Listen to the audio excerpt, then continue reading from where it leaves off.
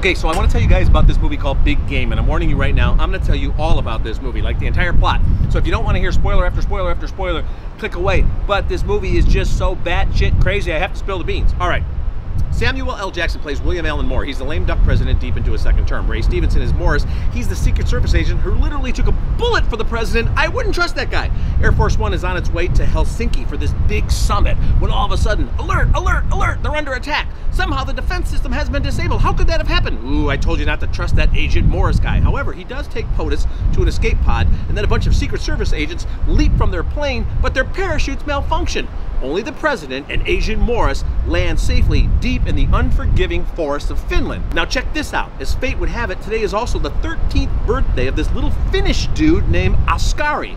Now he has one day to hunt a bear or a deer and bring it back to his father's legendary tribe of legendary crusty Finnish hunters. That way he'll be in the tribes. That's what they do on their 13th birthday in the forest. It's sort of like the Finland bow and arrow version of a bar mitzvah.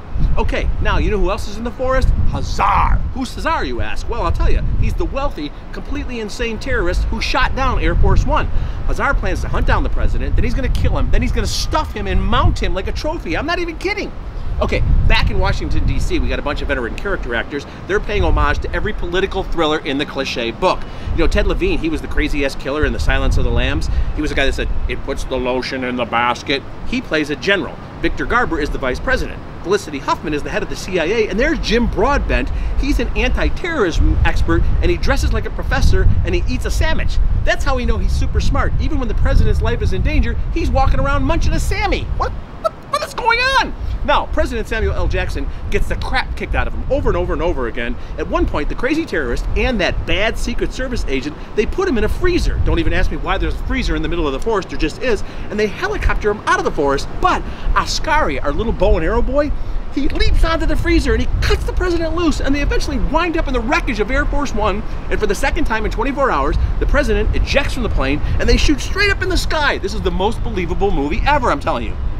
Okay, now, in midair, Askari shoots Morris, the evil Secret Service agent. He shoots him with an arrow, but it can't pierce the agent's armor. The agent laughs at him. Ha ha ha, you silly little boy. However, the arrow hits him with enough impact to dislodge the shrapnel from the bullet that the Secret Service agent once took for the president, and the shrapnel pierces his heart. It pierces Agent Morris's heart, and it kills him. He's dead. Ha ha ha. The little Finnish kid gets the last laugh. Then Air Force One explodes, and the blast sends the president and the little boy all the way back to the camp where his dad and the other crusty old Finnish hunters are waiting for him. So Askari didn't land a bear or a deer, but check it out, he got the biggest game of all. He's bringing back the leader of the free world.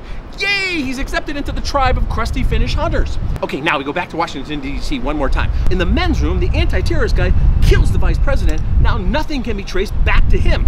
Meanwhile, the president of the United States gives Askari the Medal of Honor for saving his life. The end.